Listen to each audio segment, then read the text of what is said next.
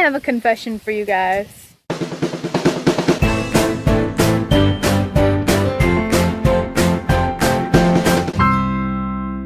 Good morning! So we are going to the library. I think it's Ari's first time at the library actually. And I used to have a library card, but I don't anymore. So I'm going to go get one so that we can start getting books and other stuffs. And Weed Eater guy is loud. You see the pumpkin? Huh? Whoa, soft, soft. I don't think we can play with the pumpkin.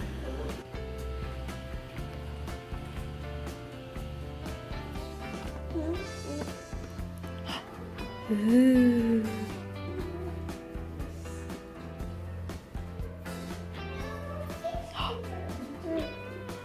You see all the bugs?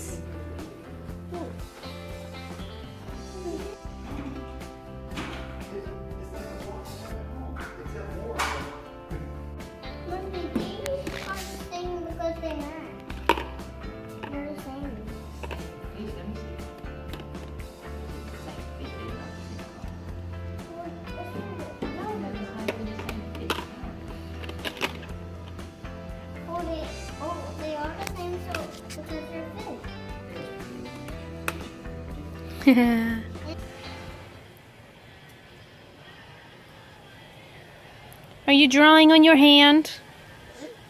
Yeah, you're drawing on your hand. I see that, huh? Meow.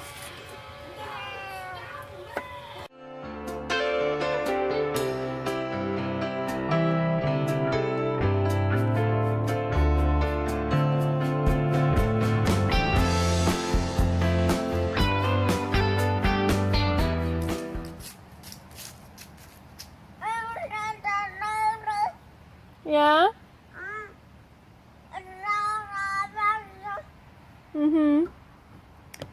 I don't know if you guys can see it, but she has blue line all up her shirt.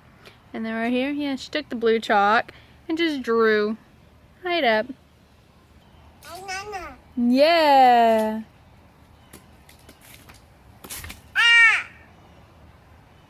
You dancing in the leaves?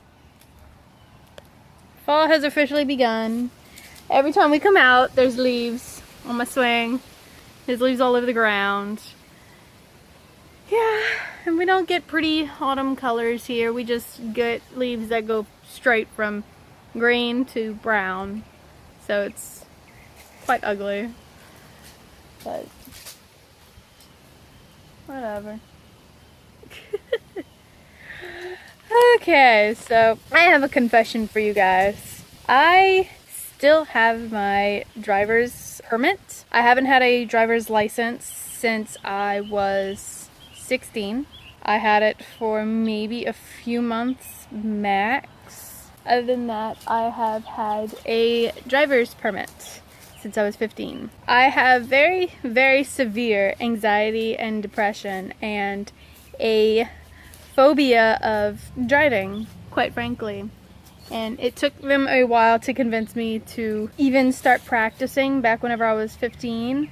I ended up taking driver's ed with people a grade below me because I procrastinated so much going and even learning to drive. And then it took like 6 months after I even turned 16. At least 6 months, God. Let's see, I turned 16 in August and I didn't get my license until the February. Because it would mean I'd have to drive more, and I was petrified of the idea. Like, I had heard one of my great-grandparents tell me at one point that cars are basically a coffin on wheels built for four.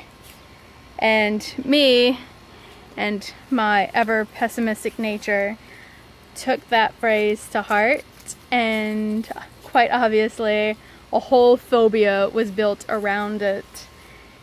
And yeah, I don't really talk about this that much. Let's see, I got my license, as I said, in February on a Friday. but it wasn't until the Sunday that I was able to go for a drive, and I needed face wash, and so my mom convinced me, hey, just go for a lap, you know, around town, and like around the small town right next to my mom's house, and then head to the store. So I did.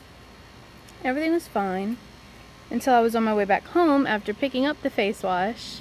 Then I got to a intersection that I'm pretty sure we've talked about before in a vlog. Whenever you stop there, you could see on one side, but you had bushes blocking your vision on the right. So you'd move up a little bit so you could see past the bushes, and then the telephone poles would line up perfectly that you couldn't see on the left. And if you moved up any further, you'd be in the middle of the intersection. Well, I had been sitting there for a while, and I did not see the van. And so I went, and I was knocked out immediately on impact. She hit me on the driver's side. I hit my head on the window, knocked unconscious, on my way, fell forward onto the gas, and like it's a damn good thing that I didn't get more injured than I actually did. Hold on, baby.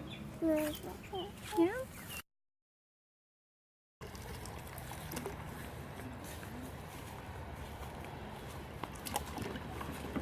Are you dancing? Jesse's girl's playing. Yeah?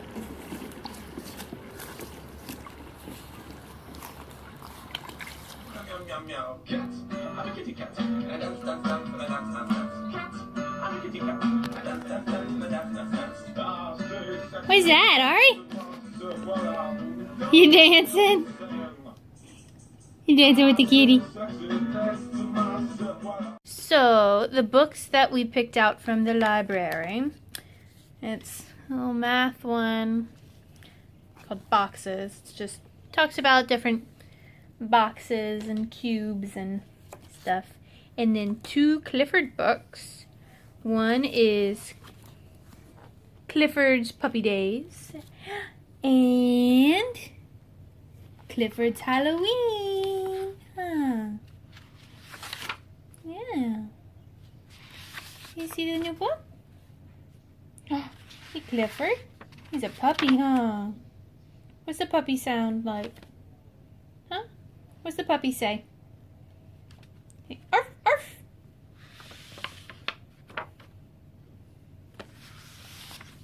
She likes flipping through books. So I kind of got cut off in the middle of my my little story confession thing, I guess. Let's see, where was I at? Oh yeah, I got knocked out, and since all of my weight went on the gas, the car kept going, and they estimated from the point of impact to where my car finally stopped was about a quarter of a mile. Like, my car swerved, it missed a telephone pole and a sign. It went right where only a few weeks before was a massive tree stump. They also had just moved a giant political sign. And so that's 2 more things that I could have possibly hit but didn't. And then I guess it turned and went through a ditch, back over the highway, through another ditch, and then just kept going until I guess one of the tires caught on the cane fields, and then it just went into the cane fields until the tires were completely gone. And yeah, as I said, like, they guesstimated it was about a quarter of a mile following that whole windy path. And yeah, all I really got out of it was a mild concussion and some burns from the airbags. But either way, scared the bejesus out of me. I was terrified to drive, and so my mom didn't want to keep paying the insurance for, you know, me having a license if I wasn't going to actually use it, and so she put me back on a permit. And I've just never gone and taken the license test again. But yeah, I've driven here and there over the years, but I haven't in at least 2 years now. And we actually went driving today. Richie insisted on me going Like, we went to the park, and I just drove laps around the park. Like, how many laps did we do? I don't know, like 6 of them. 6 of them, you think? Yeah. It's like, how long you think that was? About 10-12 minutes. So, yeah. Just driving slow, getting myself comfortable behind the wheel, and making sure I don't hit people. Because, yeah, there were a lot of people walking, and then there was this one dog that was not on a leash that made me very nervous.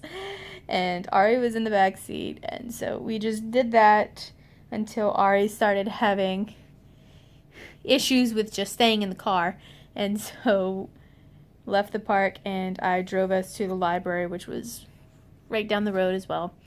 And then, yeah, that's where the video started. We were at the library, and then afterwards I drove us back over here, and so yeah, that's the most that I've driven in a very long while, and I'm actually kind of proud of myself about it, considering how much driving scares me. Like, really, really scares me. You get thumbs up, people. Yeah, I'm crying now. Like, whenever I say, like, it causes me major anxiety, like, I have to make sure that I'm on my anxiety meds whenever I do drive. Like, it truly has become a whole phobia ordeal thing. But yeah, so yeah, I had stopped the whole story earlier because Ari wanted to go swimming, and so we put her swimming. Well, first, before we put her swimming, my stepmom showed up with my niece, and so we visited with them for a while, and then we took Ari swimming, and then we just hung out. We put Ari in bed, and she went down so much easier than she did for nap time. Oh my goodness. No, for her to just stay asleep. Well, she wasn't quite asleep. She was just laying there quietly. As opposed to last night. night. As opposed to last night. Yeah. Last night was miserable. Oh my goodness. What time did she wake up originally? Well, I say originally. She didn't go back to sleep until she finally went to sleep. 3? She didn't go to sleep until what, almost 5? After 5. She just decided she wanted to play. And there was a point where I took her out of the bed and I laid down with her, and we were gonna sleep in the bed, like in her big girl bed. Yeah. But I heard her playing, and I couldn't fall back asleep. I tried. Like, I had dozed off a little bit, but then I kind of woke back up again. And I could hear her playing with her horse. And so I'm like, okay, I'm awake anyway. I'll go take over from here. So I went, and yeah, she ended up going to sleep after that. But, oh my God. And then she woke up bright and early this morning, before 7:30, and 7:18. Oh, 7:18 exactly. Yeah. The hatred was strong. Yeah. We both ended up with coffee. You know, it was a rough night whenever Richie drinks coffee in the morning. That's true. It's just like, I don't want to get up. Yeah, it was. One morning, Lexi laughed at me because Ari was like whining in bed. I really didn't want to get up, but she kept whining. So I grabbed the blanket, threw it over my face, and Lexi's like, "Really? It's not gonna do anything." I was like, "Shh."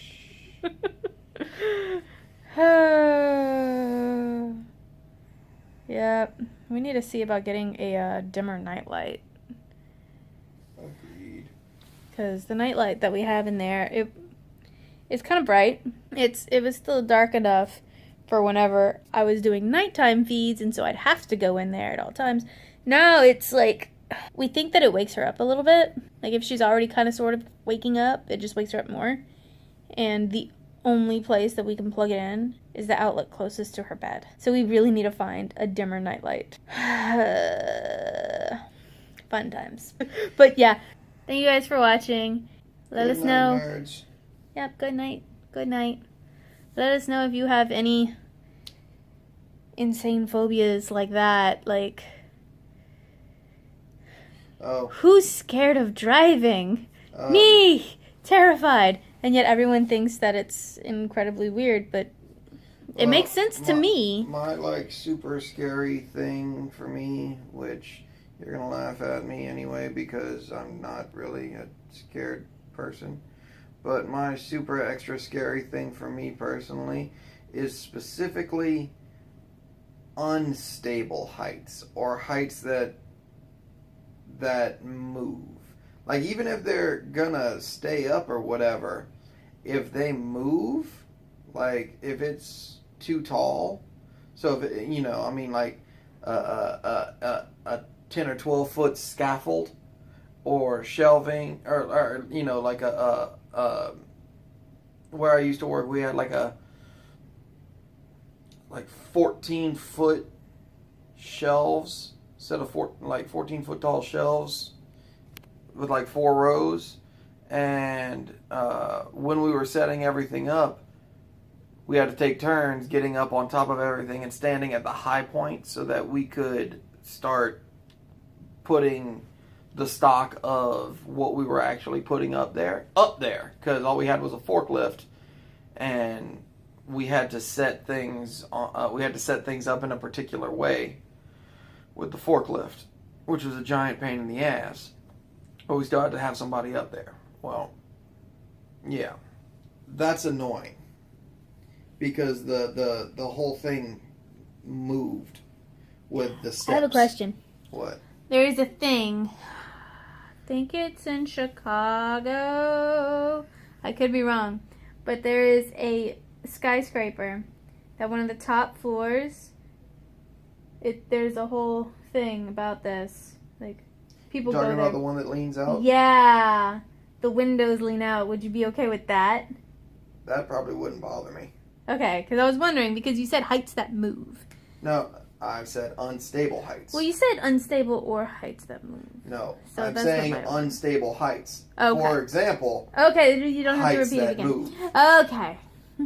Okay. But yeah, that's got like a particular,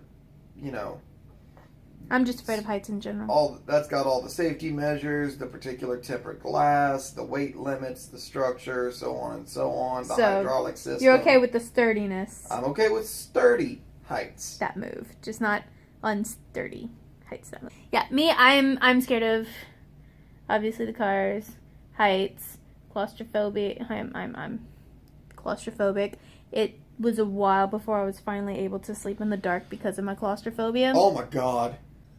Like, there was so much hatred. Like, yeah. So much hatred. I can deal with the darkness now as long as there's just enough light that you can tell that it's not crushing black darkness around you. I hate it so much. Like, even if it's just a little bit of moonlight filtering through the blinds, that's fine. I can see that there's some dimension. Yeah. But yeah. We had some serious arguments about sleep. Because eventually it got to the point where I couldn't sleep whenever I wanted to sleep, and it would take me way too long to fall asleep. And now you sleep with the TV on, which is very bright. And flashes. And is kind of... I can turn away from the TV and it not be so goddamn bright. You would leave a nightlight on that would make half the room look like daylight.